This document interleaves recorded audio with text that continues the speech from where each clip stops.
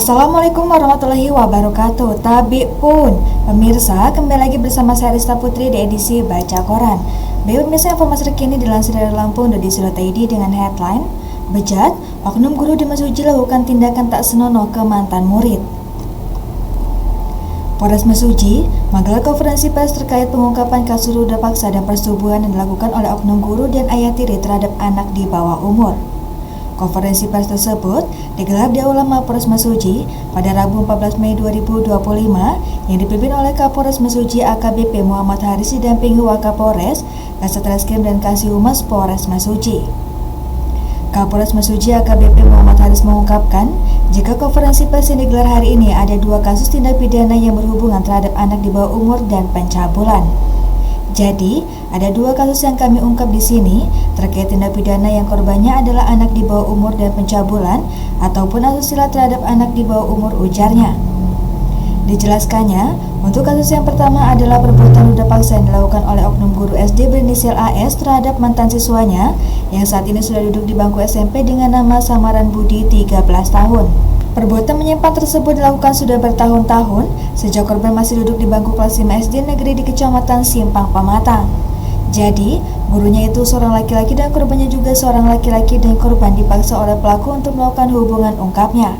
Sehingga, korban itu dipaksa pelaku untuk menyodomi pelaku dengan berbagai ancaman dan bujukan sejak korban duduk di bangku kelas 5 SD sampai 3 Mei 2025, sambungnya. Atas perbuatan yang dilakukannya, maka pelaku AS akan dikenakan sanksi pidana dalam Undang-Undang Nomor 35 Tahun 2014 tentang perubahan atas Undang-Undang Nomor 23 Tahun 2002 tentang perlindungan anak, serta Undang-Undang Nomor 12 Tahun 2022 tentang kekerasan seksual dengan ancaman pidananya 15 tahun. Kemudian, untuk pengungkapan kasus yang kedua adalah pencabulan ataupun asusila terhadap anak di bawah umur yang dilakukan oleh pelaku berinisial J warga Kecamatan Pancajaya, Kabupaten Mesuji. Menurutnya, J yang melakukan tindak pidana tersebut adalah ayah tirinya dari korban dengan nama samaran Bunga 15 tahun. Baik pemirsa, terbalik informasi selanjutnya masih dilansir dari Lampung.id dengan headline Rumah pengusaha hiburan diserang OTK, alat musik dirampas, kerugian capai $1,5 miliar.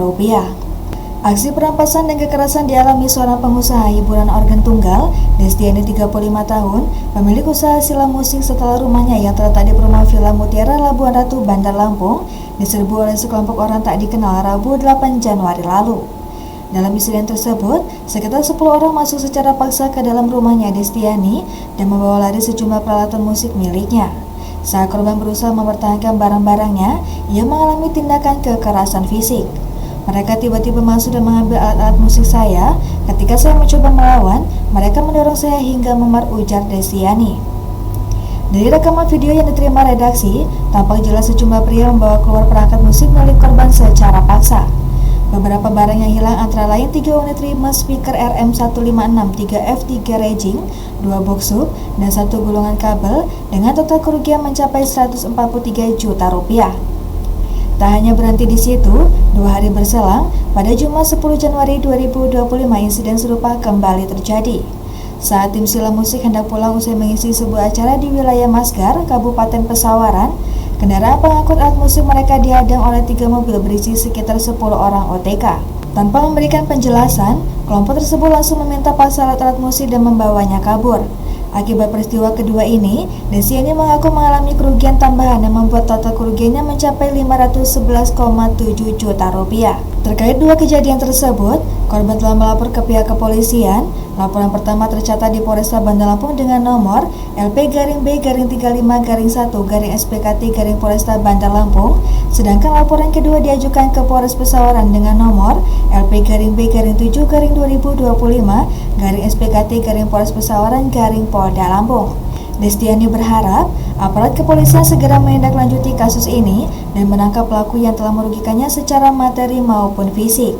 Baik pemirsa, terbalik informasi yang terakhir yang dilansir dari Tanggamus.id dengan headline Usai dimarahi orang tua, remaja gantung diri di area SMA Negeri 1 Bulog. Seorang remaja berusia 17 tahun ditemukan meninggal dunia dengan posisi tergantung tali tambang di areal gedung sekolah menengah atas Negeri 1 Bulog, Tanggamus, Rabu pagi 14 Mei 2025. Polsek Pugung bersama tim Inafis Satreskrim Polres Tanggamus bergerak cepat dengan melakukan olah tempat kejadian perkara serta identifikasi terhadap korban yang diketahui inisial CP, seorang pelajar. Penemuan jasad korban pertama kali ditemukan oleh ibunya, Fitria, sekitar pukul 6 waktu Indonesia bagian Barat. Saat itu, sang ibu sudah sejak malam sebelumnya khawatir atas kepergian anaknya tanpa kabar, memutuskan untuk kembali menyusuri beberapa lokasi yang mungkin didatangi korban. Betapa terkejutnya ia ketika mendapati anaknya tergantung di salah satu sudut area SMA tersebut dengan kondisi mengenaskan, menggunakan tali tambang dan sebuah kursi kayu berada di bawah tubuhnya. Menyadari kondisi anaknya sudah tidak bernyawa, sang ibu langsung memanggil suaminya Kuswanto yang kemudian bersama saksi lain bernama Rosidi menuju lokasi untuk memastikan kejadian tersebut. Tidak lama setelah itu, pihak keluarga melaporkan kejadian tragis ini ke Polsek Pugung. Kapolsek Pugung, Polres Tanggamus, Ibda Alfian Al-Masruri, atas laporan warga terkait penemuan mayat seorang remaja laki-laki itu, pihaknya segera menurunkan anggota untuk melakukan pengecekan. Bersama tim identifikasi dari Satreskrim Polres Tanggamus, petugas tiba di lokasi sekitar pukul 10 waktu Indonesia bagian Barat, ujar Alfian Al-Masruri. Dalam proses identifikasi menemukan bahwa korban tergantung dengan tali tambang sepanjang kurang lebih 4 meter yang terikat pada bagian leher. Posisi tubuh tergantung tersebut juga didukung dengan keberadaan kursi kayu yang diyakini digunakan korban sebagai pijakan terakhir sebelum menggantungkan diri. Di sekitar lokasi, petugas juga menemukan barang bukti berupa sepasang sendal milik korban terangkap polsek. Berdasarkan keterangan dari keluarga, diketahui bahwa sehari sebelumnya, tepatnya pada Selasa, 13 Mei 2025 sekitar pukul 8 waktu Indonesia bagian Barat, korban sempat dimarahi oleh orang tuanya.